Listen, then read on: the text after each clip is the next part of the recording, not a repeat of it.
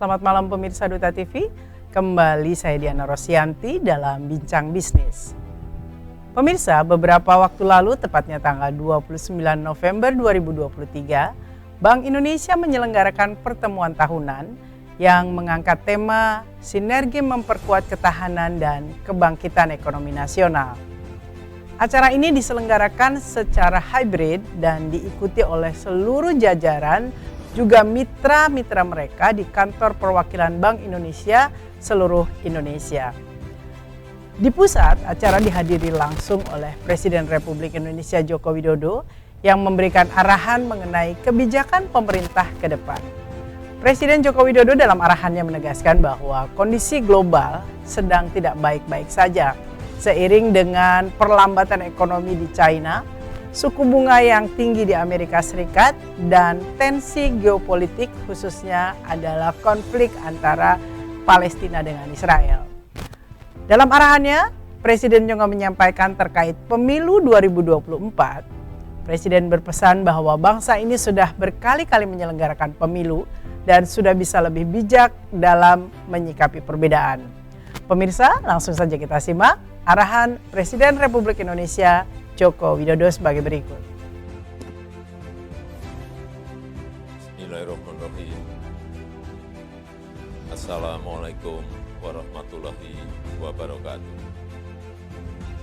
Selamat malam, salam sejahtera bagi kita semuanya. Om Swastiastu, Namo Buddhaya, salam kebajikan. Yang saya hormati Ketua dan Pimpinan Lembaga-lembaga tinggi negara yang hadir, yang mulia para duta besar negara-negara sahabat, para menteri Kabinet Indonesia Maju, yang saya hormati Gubernur Bank Indonesia, beserta para Dewan Gubernur Bank Indonesia yang hadir, yang saya hormati Ketua dan Pimpinan OJK dan LPS, para gubernur, bupati, dan wali kota, para direktur utama perbankan dan lembaga-lembaga keuangan, hadirin dan undangan yang berbahagia. Pertama-tama saya ingin menyampaikan ucapan terima kasih atas sinergi yang terbangun selama ini, Bank Indonesia, BI, Kementerian Keuangan, OJK, LPS, pemerintah daerah, dan swasta, sehingga proses pemulihan ekonomi kita dapat berjalan dengan baik dan stabilitas ekonomi kita juga pada posisi yang tetap stabil. Seperti tadi disampaikan oleh Gubernur Bank Indonesia, Bapak Peri Warjio, bahwa dunia memang tidak sedang baik-baik saja. Banyak fenomena isu domestik negara-negara yang berdampak ke global. Amerika Serikat, inflasi dan suku bunga yang tinggi, RRT, perlambatan ekonomi dan krisis properti, peningkatan tensi geopolitik, yang semua dadaan semuanya. Perang Ukraina, nggak ada hujan, nggak ada angin, tahu-tahu perang. Gaza, nggak ada hujan, nggak ada angin, tahu-tahu perang. Ya, semua negara pengennya itu kalau mau perang memberitahu dulu. Jadi kita bisa siap-siap apa yang perlu disiapkan. Sehingga saya selalu ingin menghadiri konferensi, summit, pertemuan-pertemuan internasional karena memang ingin mendengar ini sebetulnya mau lari kemana. Perangnya masih lama atau besok bisa berhenti. Dampaknya apa terhadap ekonomi kita? Dampaknya apa terhadap pangan di negara kita? Dampaknya apa terhadap energi, terutama yang berkaitan dengan harga. Sehingga sampai 2 minggu saya datang ke Arab Saudi 2 kali, dalam 2 minggu 2 kali. Saya hanya ingin mendengar konflik perang di Gaza ini akan seperti apa. Konflik Israel-Palestina ini akan sampai kapan? Karena yang hadir saat itu 57 negara. Tapi di akhir summit, saya dalam hati menyimpulkan bahwa memang perangnya tidak mungkin di-stop dalam waktu dekat. Oleh sebab itu, dampak dari perang yang ada harus sama-sama kita antisipasi.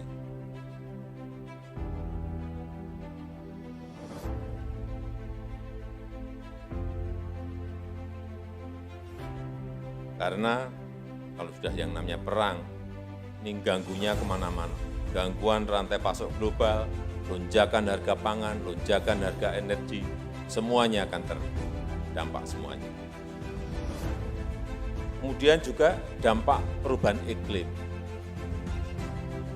Dulu kita selalu berbicara perubahan iklim, tapi belum kelihatan apa sih. Tapi sekarang ini sudah betul-betul kita rasakan dan dampaknya kemana-mana. Pemanasan global betul-betul kita rasakan. Dan akibatnya, produksi pangan kita sedikit menurun. Dan 22 negara membatasi ekspor pangan. Dadaan lagi ini. Dulu yang namanya impor beras, semua negara menawarkan. Saya punya stok, saya punya stok, saya punya stok. Sekarang 22 negara stop ekspor dan membatasi ekspor pangan. Tapi apapun, alhamdulillah dan patut kita syukuri, Indonesia masih tetap tumbuh dan stabil.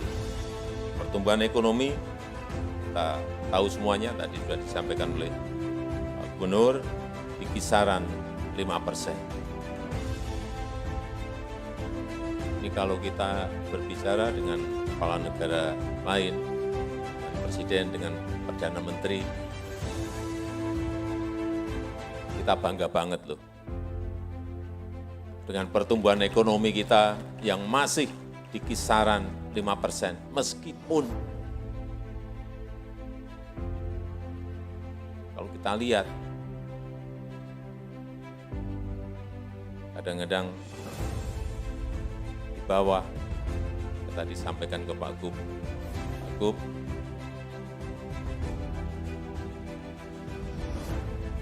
saya mendengar dari banyak pelaku-pelaku usaha, ini kelihatannya kok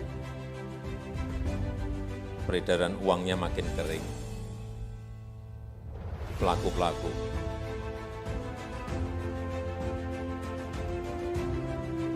Jangan-jangan terlalu banyak yang dipakai untuk membeli SBN atau terlalu banyak yang dipakai membeli SRBI atau SVBI, sehingga yang masuk ke sektor real menjadi berkurang.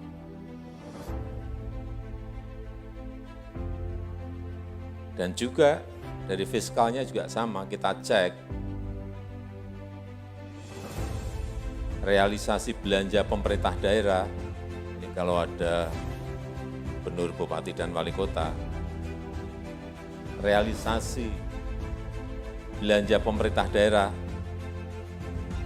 pada tinggal 3 minggu itu masih di angka 64%. 64%. Pemerintah pusat juga masih di angka 76%.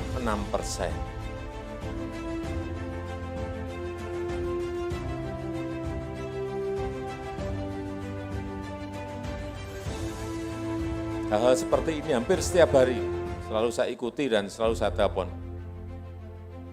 Tapi enggak telepon Pak Gubernur, nanti mengintervensi. Menteri Keuangan pasti saya telepon. Ini kondisinya seperti apa sebetulnya? Kembali lagi, pertumbuhan ekonomi kita terjaga di kisaran 5%. Dan saya mengajak seluruh perbankan memang harus prudent, memang harus hati-hati, tetapi tolong lebih didorong lagi kreditnya, terutama bagi UMKM.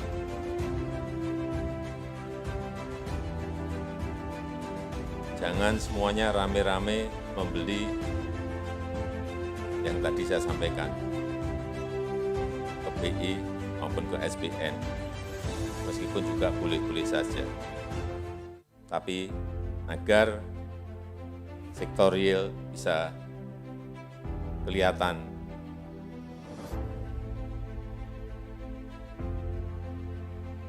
lebih baik dari tahun yang lalu. Kalau kita bandingkan pertumbuhan ekonomi kita kisaran 5%, Malaysia tadi dapat data 3,3%, Amerika 2,9%, Korea Selatan 1,4%, EU, Uni Eropa 0,1%. Inilah yang patut kita syukuri, kita masih di angka sekali lagi 5%. Inflasi juga masih cenderung stabil, 2,6%. Hanya hati-hati ini untuk pangan.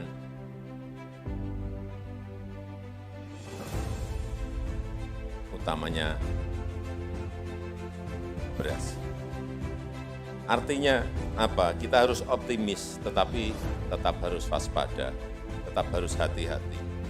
Waspada pada perubahan yang super cepat, perubahan terhadap disrupsi teknologi yang juga super cepat.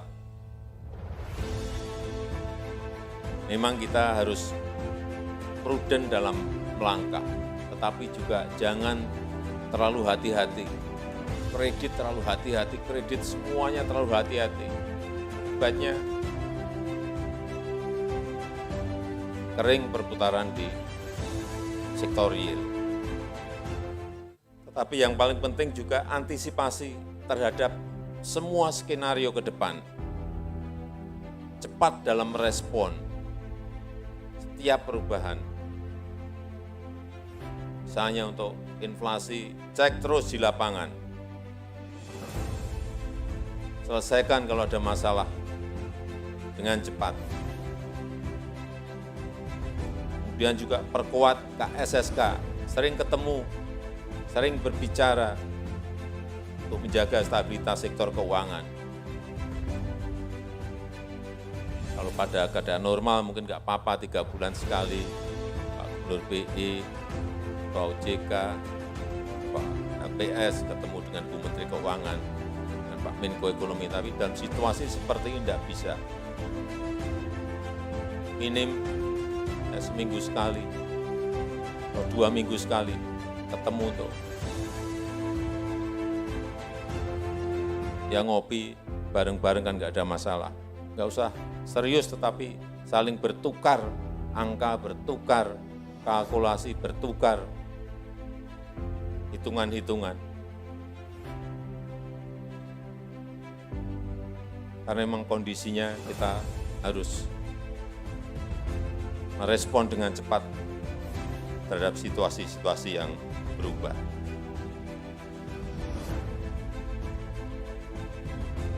Selain itu kita juga butuh booster, butuh momentum untuk menjaga terus pertumbuhan dan kalau bisa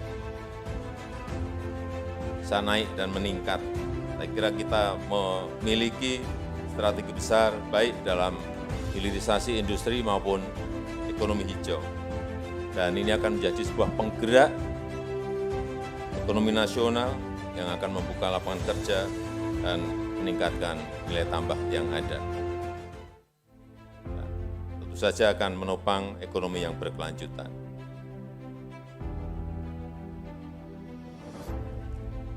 Terakhir, tahun depan kita akan mengadakan pemilu, pesta demokrasi terbesar. Tapi perlu saya ingatkan, tidak perlu dikhawatirkan. Negara kita ini sudah berpengalaman mengadakan pemilu enggak sekali, 2 kali, sudah 5 kali. Jadi perbedaan agak anget, agak panas ya biasa. Perbedaan pilihan itu juga wajar saja.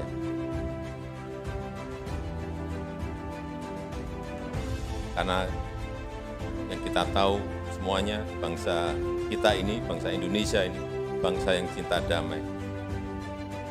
Bangsa yang suka bersatu. Bangsa yang senang harmonis. Marilah kita bersatu untuk Indonesia maju. Saya rasa itu yang ingin saya sampaikan. Terima kasih. Wassalamualaikum warahmatullahi wabarakatuh.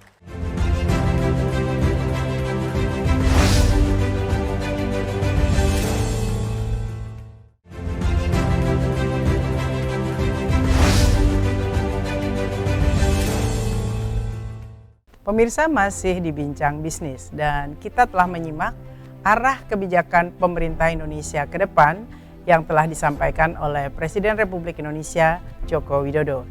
Selanjutnya mari kita simak pandangan dan arahan dari agenda pertemuan tahunan Bank Indonesia 2023 ini untuk menjadi acuan strategis bagi pemangku kepentingan, khususnya pelaku industri, investor, dan kalangan dunia usaha, tentunya dalam mengambil keputusan serta mendorong optimisme pemulihan ekonomi menuju Indonesia maju. Baik pemirsa, langsung saja kita simak Indonesia Economic Outlook atau arah kebijakan ekonomi Indonesia yang dipaparkan oleh Gubernur Bank Indonesia, Peri Warjio. Bismillahirrahmanirrahim. Assalamualaikum warahmatullahi wabarakatuh. Salam sejahtera bagi kita semuanya. Salam, Om Swastiastu, Namo Buddhaya, salam kebajikan. Yang kami hormati dan banggakan, Presiden Republik Indonesia Bapak Insinyur Haji Joko Widodo. Yang kami hormati pimpinan dan anggota MPR, DPR, dan DPD RI, pimpinan lembaga negara, para duta besar dan perwakilan negara sahabat, para menteri Kabinet Indonesia Maju, para senior kami dan rekan Dewan Gubernur Bank Indonesia, Dewan Komisioner OJK dan LPS, para gubernur, wali kota dan bupati kepala daerah, pimpinan perbankan, korporasi, media nasional, para penerima Bank Indonesia Award 2023, undangan yang berbahagia. Selamat datang. Selamat datang di pertemuan tahunan Bank Indonesia 2023. Mari kita bersyukur kehadirat Allah Subhanahu wa Ta'ala, Tuhan yang Maha Kuasa. Atas ridhonya kita dapat bersilaturahmi dalam acara ini. Kami haturkan terima kasih kepada Bapak Presiden yang berkenan hadir beserta para undangan. Pernah kami menyampaikan prospek ekonomi dan arah kebijakan Bank Indonesia tahun 2024 yang kami rangkum dalam tema sinergi memperkuat ketahanan dan kebangkitan ekonomi nasional. Bapak Presiden dan hadirin yang kami hormati, dunia masih terus bergejolak. Perang Rusia-Ukraina, perang dagang Amerika dan Tiongkok, dan kini konflik Israel di Palestina. Fragmentasi geopolitik berdampak pada fragmentasi geoekonomi. Akibatnya, prospek ekonomi global akan meredup pada tahun 2024 sebelum mulai bersinar kembali pada tahun 2025. Ketidakpastian masih tinggi dengan 5 karakteristik. Pertama, slower and divergent growth. Pertumbuhan akan menurun ke 2,8% pada tahun 2024 sebelum meningkat ke 3% pada 2025. Amerika masih baik, Tiongkok melambat, India dan Indonesia tumbuh tinggi. Kedua, gradual disinflation. Penurunan inflasi lambat meski pengetatan moneter agresif di negara maju baru akan turun pada tahun 2024. Itu pun masih di atas target karena harga energi pangan global dan keketatan pasar tenaga kerja. Ketiga, higher for longer. Fed Fund Rate masih akan tinggi pada 2024. Yield US Treasury terus meningkat karena membengkaknya utang pemerintah Amerika. Keempat, strong dollar. Dolar Amerika masih kuat mengakibatkan tekanan depresiasi nilai tukar seluruh dunia, termasuk rupiah. Dan kelima, cash is the king. Pelarian modal dalam jumlah besar dari emerging market ke negara maju. Sebagian besar ke Amerika karena tingginya suku bunga dan kuatnya dolar. Kelima, gejolak global tersebut berdampak negatif ke berbagai negara. Indonesia tidak terkecuali. Perlu kita waspadai dan antisipasi dengan respon kebijakan yang tepat untuk ketahanan dan kebangkitan ekonomi nasional yang telah susah payah kita bangun. Bapak Presiden dan hadirin yang kami hormati, alhamdulillah kita bersyukur ekonomi nasional berdaya tahan dari pandemi COVID, dari gejolak global. Kuncinya hanya satu, sinergi. Karena masalah berat dan kompleks tidak mungkin dapat dihadapi sendiri. Perlu kerjasama dan koordinasi. The power of we. Bersatu kita kuat dan terus bangkit. Sinergi dalam ilmu pengetahuan, book smart. Karena perlu inovasi dan terobosan respon kebijakan untuk hasil kinerja terbaik. Sinergi dalam pengalaman, street smart. Karena gejolak global berulang, bahkan lebih sering. Perlu pengalaman menghadapi krisis. Dan sinergi dalam doa dan keyakinan. Spiritual semua. Karena seberapa kuat niat dan ikhtiar, hanya kekuasaan Tuhan yang menentukan kesuksesan dan keberkahan ilahi. Dengan sinergi itu, insya Allah, ekonomi Indonesia tahun 2024 dan 2025 akan menunjukkan ketahanan dan kebangkitan. Pertumbuhan akan cukup tinggi, mencapai 4,7 sampai 5,5% pada 2024 dan meningkat ke 4,8 sampai 5,6% pada 2025. Salah satu yang tinggi di dunia. Konsumsi dan investasi akan meningkat. Didukung kenaikan gaji ASN, pemilu, infrastruktur di IKN, selain ekspor dari hilirisasi. Inflasi tetap terkendali dalam sasaran 2,5 plus minus 1% pada 2024 dan 2025. Konsistensi kebijakan moneter, kebijakan fiskal, dan terus kuatnya Gerakan Nasional Pengendalian Inflasi Pangan GNPIP. Nilai tukar rupiah tahun 2024 akan lebih stabil dengan komitmen tinggi Bank Indonesia, juga fundamental yang baik, pertumbuhan tinggi, inflasi rendah, imbal hasil investasi menarik. Stabilitas eksternal terjaga, neraca pembayaran sehat, cadangan devisa akan meningkat. Pertumbuhan kredit akan meningkat ke 10-12% pada 2024 dan kemudian meningkat kembali ke 11-13% pada 2025. Stabilitas sistem keuangan juga terjaga. Hasil stres tes menunjukkan ketahanan dari dampak global. Ekonomi keuangan digital meningkat pesat. Transaksi e-commerce, digital banking, uang elektronik tumbuh tinggi. Bapak Presiden dan hadirin yang kami hormati, kita harus bersyukur apa yang kita capai. Tapi kita harus tetap waspada melihat ke depan. Sekali lagi, dunia belum akan ramah pada tahun 2024. Kita harus tetap optimis, melangkah ke depan penuh keyakinan, dengan satu semangat, sinergi, book smart, street smart, spiritual smart, sinergi melindungi negara, bangsa dan rakyat dari gejolak global di bidang ekonomi, politik, maupun lainnya. Di bidang ekonomi, sinergi bauran kebijakan ekonomi nasional perlu semakin dipererat. Dalam 5 area penting, kebijakan fiskal dan moneter, stabilitas sistem keuangan, digitalisasi ekonomi keuangan, hilirisasi, serta perdagangan, investasi, dan infrastruktur. Sinergi fiskal moneter yang sangat erat telah menyelamatkan Indonesia dari COVID dan gejolak global. Perlu semakin ditingkatkan untuk ketahanan dan kebangkitan ekonomi ke depan.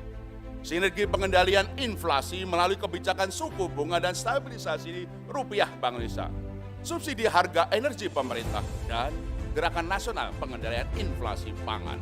Sinergi stabilisasi pasar keuangan dari gejolak global melalui operasi moneter Bank Indonesia, terkendalinya defisit fiskal dan penerbitan SBN pemerintah, serta efektivitas BPDHE SDA. Sinergi KSK dalam menjaga stabilitas sistem keuangan, sekaligus implementasi Undang-Undang P2SK dalam 5 aspek, yaitu pembiayaan perekonomian yang optimal melalui stimulus fiskal dan insentif likuiditas makrobudensial ke sektor prioritas, pengawasan makrobudensial Bank Indonesia dan mikrobudensial OJK, pendalaman pasar keuangan, literasi keuangan, dan perlindungan konsumen, digitalisasi sistem pembayaran Bank Indonesia dan sektor keuangan OJK, termasuk pengawasan aset kripto dan serangan cyber.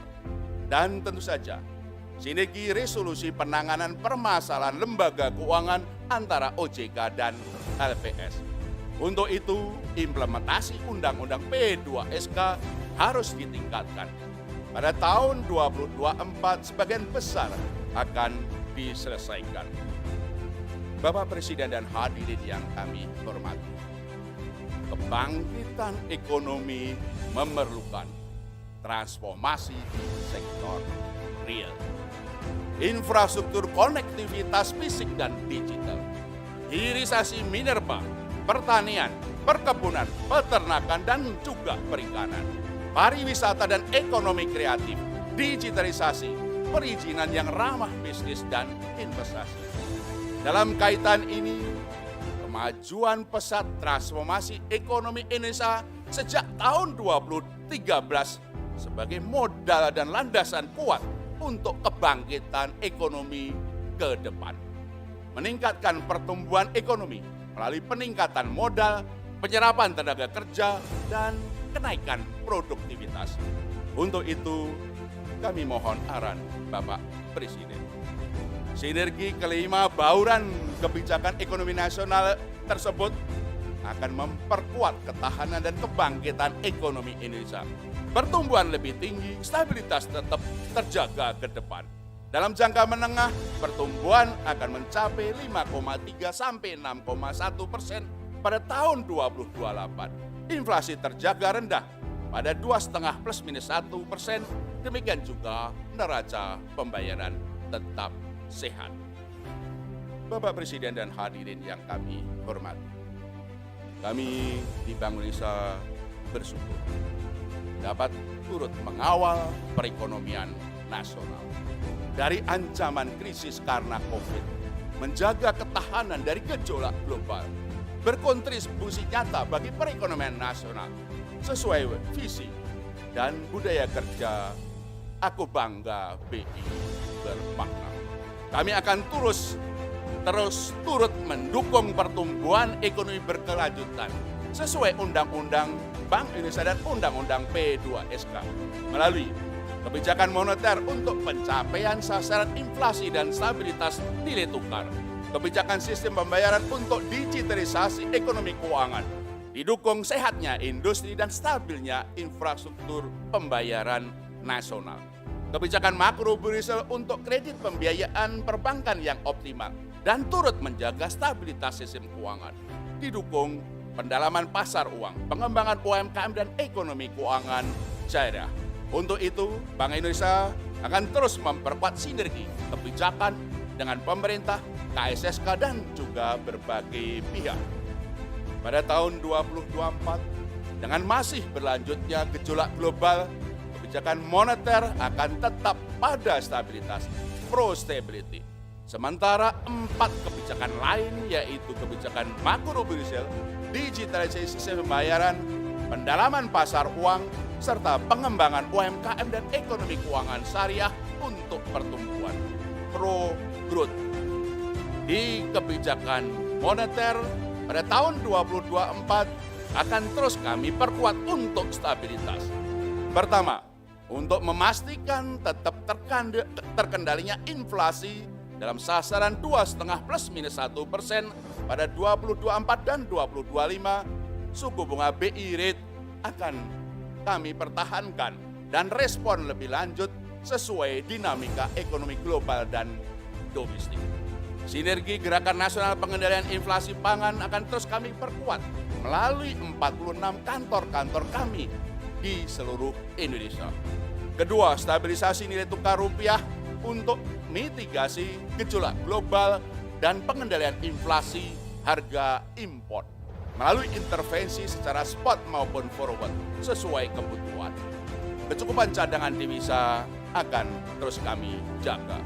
Ketiga, strategi operasi moneter yang pro market untuk efektivitas transmisi kebijakan, pendalaman pasar uang, dan pengelolaan aliran portofolio asing melalui penerbitan dan mendorong pasar sekunder, sekuritas rupiah Bank Indonesia SRBI, sekuritas falas Bank Indonesia SVBI, dan sukuk falas Bank Indonesia SUKBI. Keempat, pengelolaan lalu lintas devisa sesuai kaidah internasional. Instrumen penempatan falas DHESDA yang diwajibkan PP 36/2023 akan diperluas. Untuk mendukung pertumbuhan kebijakan makro Brussel longgar akan kami pertahankan tahun 2024. Pertama, peningkatan insentif likuiditas makro Brussel untuk mendorong kredit pembiayaan ke sektor-sektor prioritas. Seluruh insentif likuiditas Rp159 triliun dengan tambahan sekitar Rp20 triliun dapat dimanfaatkan oleh perbankan. Instrumen makro Brussel lainnya tetap longgar hingga Desember 2024. Kedua, penurunan rasio penyangga likuiditas makro Brussel mulai Desember 2023 ini menambah fleksibilitas likuiditas sebesar Rp81 triliun. Untuk itu kami mohon para perbankan untuk menggunakan ini untuk menyalurkan kredit dan juga turut menjaga stabilitas sistem keuangan. Ketiga, penguatan surveillance sistemik untuk turut menjaga stabilitas sistem keuangan berkoordinasi erat dengan KSSK, OJK, dan LPS. Di sistem pembayaran digitalisasi terus akan kami akselerasi pada tahun 2024 sesuai blueprint sistem pembayaran Indonesia dengan sasaran akselerasi ekonomi keuangan digital nasional, struktur industri yang sehat dan efisien, serta infrastruktur yang aman dan handal. Dengan semboyan, satu nusa, satu bangsa, satu bahasa. Pertama, pengembangan sistem pembayaran retail BI Fast yang interkoneksi, interoperabilitas, dan integrasi dengan gerbang pembayaran nasional. Yang kedua, pengembangan sistem pembayaran nilai besar BIRTJS generasi ketiga yang modern, multi currency dan standar internasional. Interkoneksi dengan modernisasi sistem operasi moneter Bank Indonesia. Ketiga, pengembangan pusat data transaksi pembayaran untuk inovasi pembayaran dengan artificial intelligence. Juga mendukung kebijakan Bank Indonesia, pemerintah maupun KSSK. Keempat, pengembangan digital rupiah sebagai satu-satunya alat pembayaran yang sah di Indonesia. Penerbitan proof of concept digital rupiah tahap pertama, termasuk Khasanah Digital Rupiah. Kelima, perluasan kerjasama KRIS dan BI-FAS dalam ASEAN. Juga ke India, Jepang, Tiongkok, Uni Emirat Arab, dan sejumlah negara lain. Integrasi dengan local currency transaction. Elektronifikasi transaksi keuangan pemerintah daerah, penyaluran bansos, dan juga ke kartu kredit Indonesia segmen pemerintah.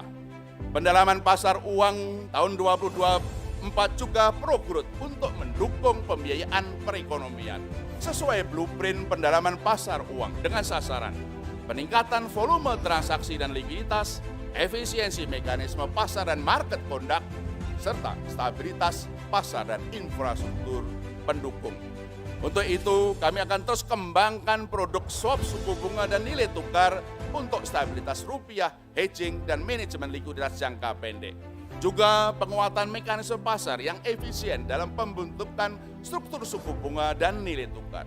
Konsolidasi pelaku pasar melalui primary dealer dan juga Asosiasi Pasar Uang dan Falas Indonesia (APUFINDO) sebagai mitra utama Bank Indonesia dalam operasi moneter dan pengembangan pasar uang.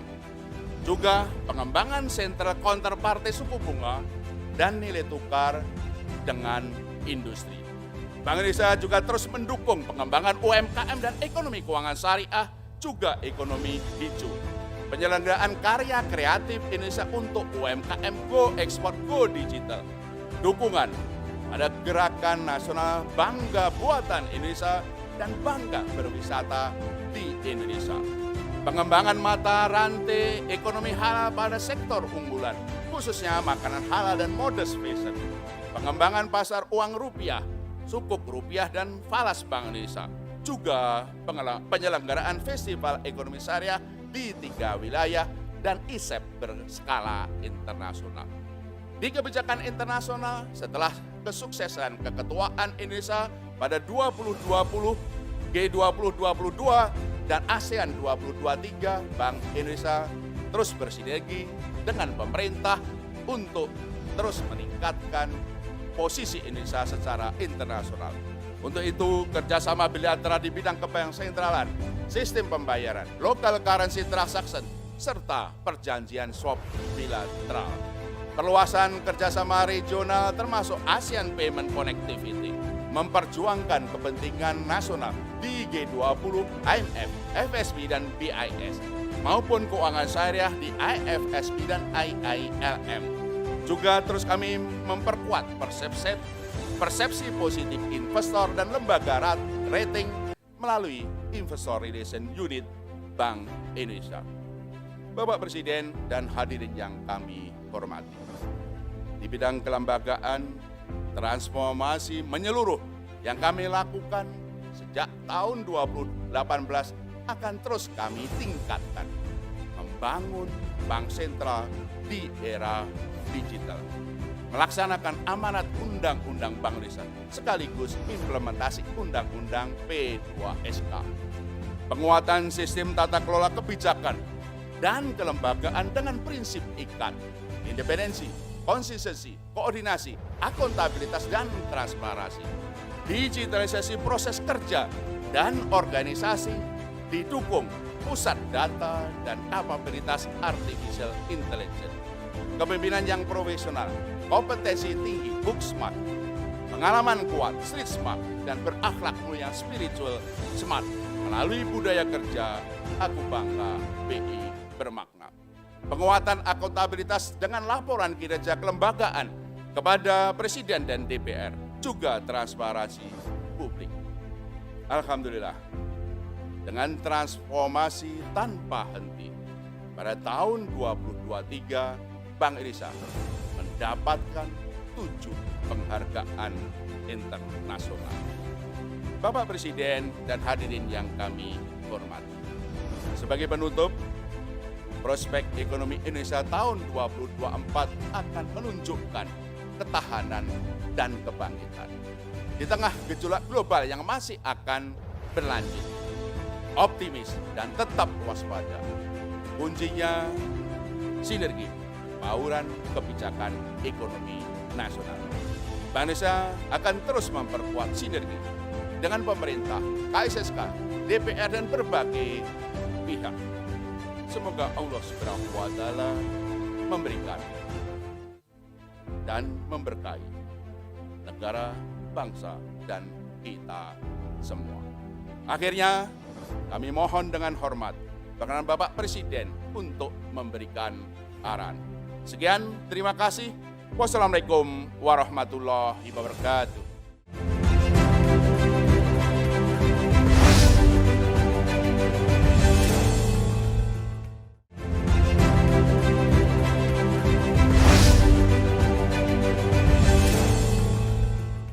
Pemirsa, setelah kita menyimak arahan Presiden Republik Indonesia dan juga arah kebijakan ekonomi Indonesia yang disampaikan oleh Gubernur Bank Indonesia, jika kita tarik ke wilayah Kalimantan Selatan, bagaimana arah kebijakan perekonomian hasil analisa dari Bank Indonesia perwakilan Kalimantan Selatan? Langsung saja kita saksikan paparan Kalsel Economic Outlook atau arah kebijakan perekonomian Kalimantan Selatan yang akan disampaikan oleh Deputi Kepala Kantor Perwakilan Bank Indonesia Kalimantan Selatan, Bimo Evianto. Assalamualaikum warahmatullahi wabarakatuh. Selamat malam, salam sejahtera untuk kita semua. Om Swastiastu, Namo Buddhaya, salam kebajikan dan salam. Baru saja bersama-sama kita menyaksikan arahan Bapak Presiden dan juga laporan Gubernur Bank Indonesia mengenai pandangan kami Bank Indonesia mengenai proyeksi perekonomian dalam kerangka sinergi untuk memperkuat ketahanan dan kebangkitan ekonomi nasional. Sekarang izinkan kami menyampaikan pandangan yang kurang lebih sama, tentu saja dalam konteks di Kalimantan Selatan. Bapak Ibu hadirin yang kami hormati, tadi sudah disampaikan bahwa sampai saat ini kita masih belum bisa lepas penuhnya dari berbagai permasalahan, khususnya yang ada di tingkat global. Mulai dari pandemi COVID, kemudian juga ada gangguan rantai pasokan, proteksionisme, dan juga tensi geopolitik yang sampai sekarang masih terus berjalan. Namun, alhamdulillah, puji Tuhan, ekonomi Kalimantan Selatan mampu bertahan dan mulai bangkit. Ekonomi kita tumbuh kuat dengan kualitas yang makin baik. Data-data menunjukkan bahwa tingkat kemiskinan, tingkat pengangguran, kemudian juga ketimpangan cenderung menurun. Bahkan juga angka stunting kita juga menunjukkan tren yang menurun. Hasil yang positif tersebut tentu saja tidak lepas dari leadership pemerintah daerah dan juga ditopang oleh kolaborasi yang kuat dari seluruh stakeholder. Fokus kebijakan untuk mendorong pertumbuhan ekonomi dan juga pengendalian inflasi menurut hemat kami merupakan sinergi yang penting untuk tetap memperkuat ketahanan ekonomi kita. Dan tentu saja ini harus kita pertahankan dan kita tingkatkan guna tetap mempertahankan pertumbuhan ekonomi yang kuat, sehingga tentu saja kita bisa optimis bahwa pertumbuhan Kalimantan Selatan dapat menjadi penopang pertumbuhan ekonomi nasional. Bapak Ibu yang berbahagia, dapat kami sampaikan untuk keseluruhan tahun 2023 kami perkirakan pertumbuhan ekonomi masih tinggi, namun sedikit melambat dibanding tahun sebelumnya sebagai dampak perlambatan dari pertumbuhan ekonomi global, sehingga mengakibatkan melemahnya kinerja lapangan pertambangan batubara. Namun demikian, kami masih optimis bahwa lapangan utama lainnya, khususnya pertanian, akan tumbuh cukup kuat untuk menopang pertumbuhan ekonomi Kalimantan Selatan sebagai buah dari inovasi dan terobosan yang sudah diambil. Kemudian beralih kepada inflasi, kita melihat bahwa pengendalian inflasi berjalan dengan baik. Inflasi kami perkirakan untuk tahun 2023 ini akan melandai, lebih rendah dibanding tahun lalu, dan akan berada pada kisaran 3% plus minus 1%. Ini merupakan capaian hasil kerja keras kita bersama yang didorong oleh peningkatan produksi pertanian dan perbaikan di sisi logistik. Program dan inovasi pemerintah daerah melalui budidaya padi apung, kemudian integrasi kebun kelapa sawit dengan peternakan sapi yang dikenal dengan Siap Wintip, dan juga subsidi ongkos angkut dan pasar murah memberikan kontribusi bagi terkendalinya inflasi di Provinsi Kalimantan Selatan. Dan pada kesempatan ini, izinkan kami memberikan apresiasi yang tinggi-tingginya kepada pemerintah Provinsi Kalimantan Selatan yang telah berhasil memperoleh penghargaan di bidang pengendalian inflasi untuk provinsi di wilayah Kalimantan. Dan juga penghargaan untuk gubernur, yaitu Satya Lencana Wira Karya, khususnya untuk inovasi Siska Kuintip. Dan juga selain pemerintah provinsi, kami mencatat pemerintah Kabupaten Tabalong dan juga pemerintah Kabupaten Hulu Sungai Selatan yang berhasil meraih penghargaan TPID untuk tingkat kabupaten yang berprestasi. Tidak hanya itu, pemerintah provinsi dan juga beberapa pemerintah kabupaten kota yang berhasil mengendalikan inflasi menerima insentif berupa dana insentif daerah yang dapat digunakan untuk memperkuat ketahanan pangan lebih jauh lagi. Hadirin yang kami hormati, kami Bank Indonesia juga diberikan mandat untuk memperkuat ketahanan ekonomi melalui pengembangan ekosistem ekonomi dan keuangan digital yang didukung oleh digitalisasi sistem pembayaran. Kami meyakini transformasi digital dapat memperkuat dan mendorong percepatan pertumbuhan ekonomi melalui peningkatan efisiensi. Pada tahun ini, ekonomi dan keuangan digital di Kalimantan Selatan meningkat signifikan, sebagaimana ditunjukkan oleh pertumbuhan e-commerce dan juga penggunaan alat pembayaran non-tunai, khususnya KRIS dan kartu ataupun uang elektronik. Berkat kerja keras seluruh pemangku kepentingan, Kalimantan Selatan berhasil meraih penghargaan sebagai provinsi dengan implementasi KRIS terbaik untuk wilayah Kalimantan.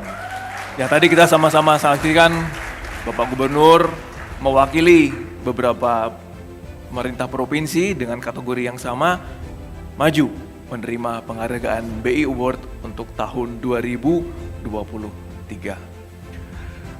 Tentunya capaian penting yang lain juga dicatat oleh pemerintah daerah, yaitu berupa implementasi Kartu Kredit Indonesia oleh pemerintah Kota Banjarmasin pada tanggal 31 Maret kemarin, dan juga peningkatan elektronifikasi transaksi pemerintah daerah baik menggunakan KRIS maupun kartu debit. Kami sadar capaian-capaian positif tersebut tentu saja tidak terlepas dari peran masyarakat. Bagaimana masyarakat bisa mengakseptasi inisiatif ekonomi dan keuangan digital.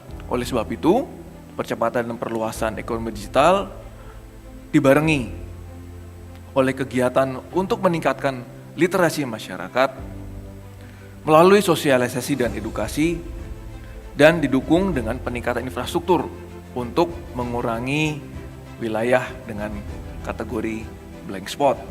Pada tahun ini, dengan dukungan dan partisipasi aktif khususnya dari perbankan, kami secara masif mengkampanyekan penggunaan alat pembayaran non-tunai kepada masyarakat luas yang tidak hanya mencakup aspek fungsi alat pembayaran dalam bertransaksi, namun juga mencakup aspek keamanan dan perlindungan konsumen. Bapak Ibu sekalian yang kami hormati, kualitas pertumbuhan ekonomi tentu saja juga mencakup inklusi, artinya mencakup banyak pihak, terutama UMKM.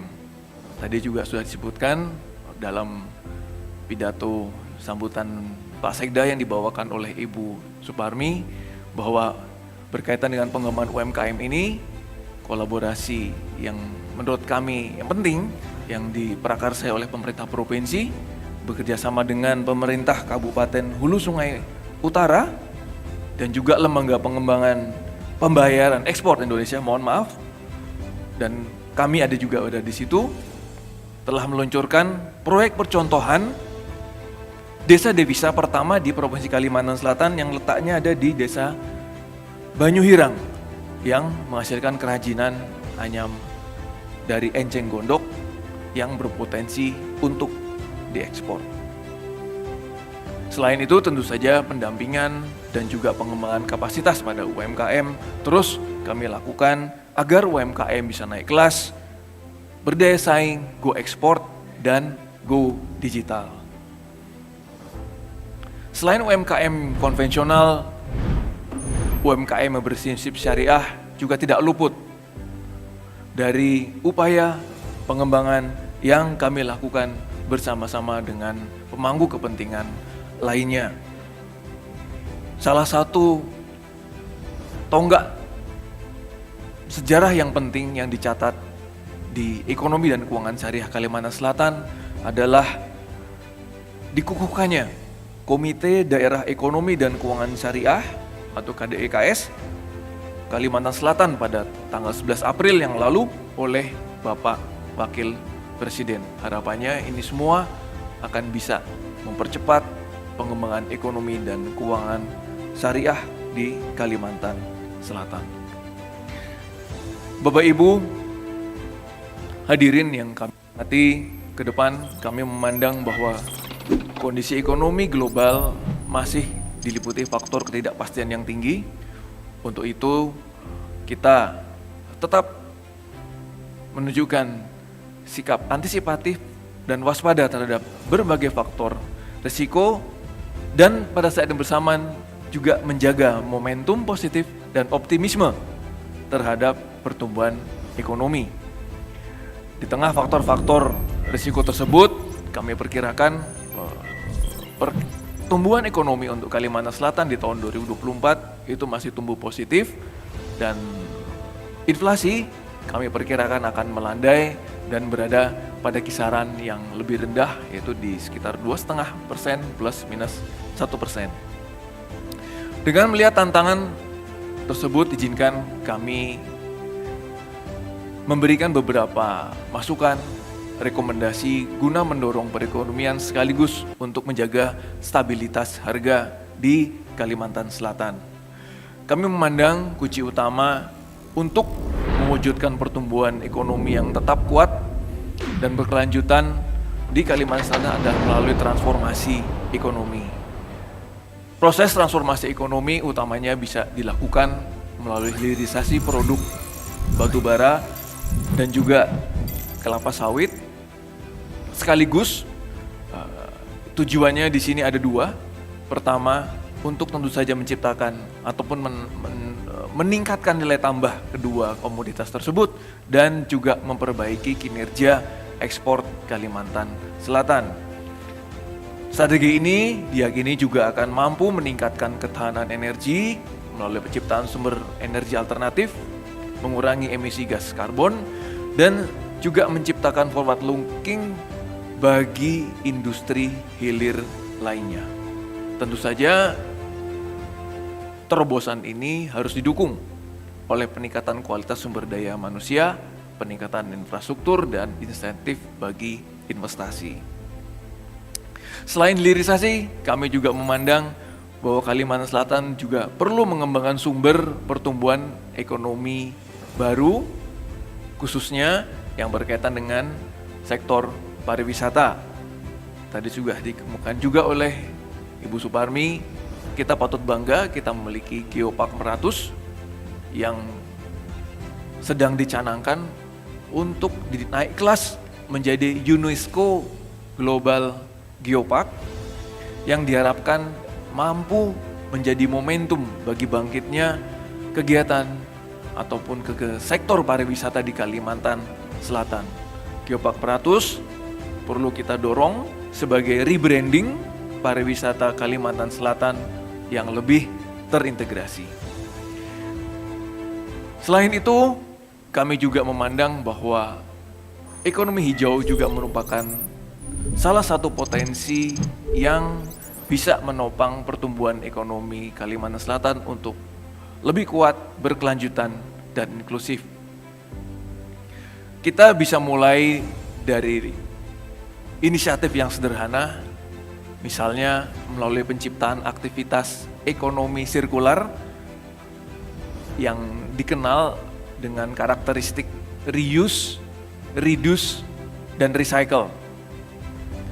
Ataupun tadi juga sudah dikemukakan oleh Bu Mami dalam sambutan Pak Sekda, kami bersama-sama dengan DPM PTSP dan juga beberapa dinas terkait memetakan potensi ekonomi hijau melalui beberapa proyek, khususnya di Banjarbaru, di tempat pembuangan akhir sampah yang mengelola limbah dan juga mengolah oli bekas menjadi high fuel diesel yang menurut hemat kami ini menarik investor karena beberapa waktu yang lalu kami memfasilitasi kunjungan calon investor domestik yang pada saat itu melakukan diskusi yang mendalam khususnya dengan Dinas Lingkungan Hidup untuk melihat potensi bagaimana nanti kerjasama yang bisa dilakukan apabila mereka benar-benar tertarik untuk melakukan investasi di bidang pengolahan oli bekas dan pengolahan limbah. Selanjutnya, kami juga melihat bahwa pengembangan IKN merupakan suatu katalis bagi pertumbuhan ekonomi kita. Dengan makin masifnya pembangunan IKN nanti di tahun 2024, ini akan berdampak pada peningkatan aktivitas juga di Kalimantan Selatan sebagai gerbang ibu kota Nusantara. Kebutuhan IKN, khususnya bahan pangan dan logistik menurut hemat kami, bisa dimanfaatkan oleh Provinsi Kalimantan Selatan. Khususnya untuk bidang pangan, karena kita dikenal sebagai salah satu lumbung pangan untuk di Kalimantan. Beralih ke inflasi, Bapak Ibu dapat kami sampaikan dengan berbagai risiko El Nino yang masih akan berlanjut, kemudian juga kebijakan proteksionisme dari negara-negara tetangga kita, kami masih melihat dan masih meyakini bahwa inflasi di tahun 2024 akan lebih rendah. Selaras dengan arahan Bapak Presiden dalam Rakornas Pengendalian Inflasi di bulan Agustus yang lalu, kebijakan pemerintah melalui kerangka tim penggerakan pengendalian inflasi daerah perlu difokuskan pada penguatan ketahanan pangan. Kita memiliki kerangka 4K dalam pengendalian inflasi dan itu perlu dilanjutkan dan perlu diperluas melalui akselerasi gerakan nasional pengendalian inflasi bahan pangan dan tentu saja penguatan aspek struktural lainnya berupa aspek produksi, distribusi, dan efisiensi rantai pasok. Bapak Ibu, sebagai penutup, kami melihat bahwa sinergi merupakan kunci agar Kalimantan Selatan mampu bertahan dan pulih dari berbagai tantangan dan faktor. Kami tentu saja sekali lagi menyampaikan penghargaan dan apresiasi kepada segenap di tingkat kabupaten kota, kemudian juga pelaku usaha dan instansi vertikal lainnya atas prestasi yang telah kita raih bersama. Kami harap prestasi ini dapat terus kita pertahankan dan kita tingkatkan untuk memperkuat ketahanan dan kebangkitan ekonomi Kalimantan Selatan sehingga mampu menopang ketahanan perekonomian nasional dalam menghadapi dinamika global. Demikian paparan yang dapat kami sampaikan. Mengikuti upacara menggunakan dasi, berbaris rapi, berbanjar dua. Mari bersama bersinergi dan berkolaborasi demi ketahanan dan kebangkitan ekonomi Banua. Satu lagi, kain sasirangan kebanggaan Banua, bercorak indah, berwarna pekat. Semoga silaturahim terus terjaga menuju 2024 yang semakin kuat. Sekian, terima kasih. Assalamualaikum warahmatullahi wabarakatuh.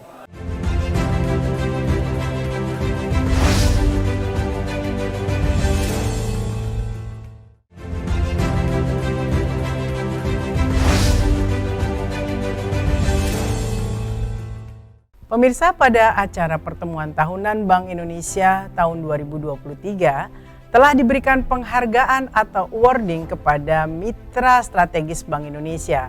Salah satunya penerima penghargaan tersebut adalah pemerintah Provinsi Kalimantan Selatan untuk kategori pemerintah provinsi dengan implementasi QRIS terbaik. Penghargaan diserahkan oleh Gubernur Bank Indonesia dan diterima langsung oleh Gubernur Kalimantan Selatan Haji Sahbiri Nur. Pemenang kategori pemerintah provinsi dengan implementasi QRIS terbaik yang akan diwakili oleh pemerintah Provinsi Kalimantan Selatan.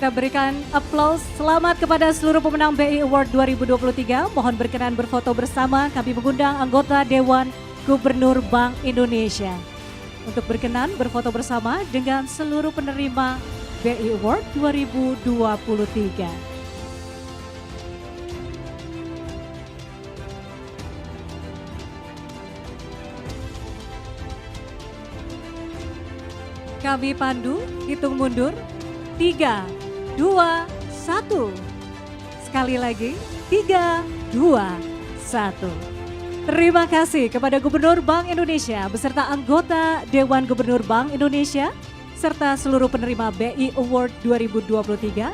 Kami persilakan untuk dapat kembali ke tempat.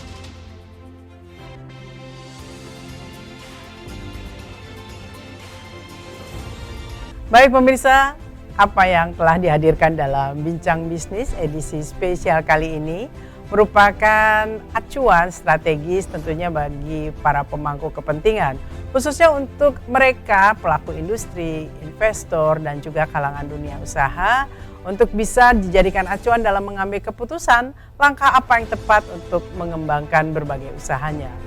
Dan tentu saja geliat perekonomian daerah khususnya Provinsi Kalimantan Selatan juga kabupaten kota sangat bergantung bagaimana perekonomian masyarakat juga dunia usaha yang bisa bertumbuh dengan baik. Dan pemirsa, menjelang hajat besar Pesta Demokrasi di mana saat ini kita sudah memasuki masa-masa kampanye ya. Diharapkan masyarakat tetap bisa bersikap dewasa, tidak berbuat hal-hal yang destruktif yang bisa mengganggu jalannya pembangunan negeri ini, juga pertumbuhan perekonomian kita. Seperti arahan dari Presiden Joko Widodo. Saya Diana Rosianti, sampai jumpa di Bincang Bisnis berikutnya.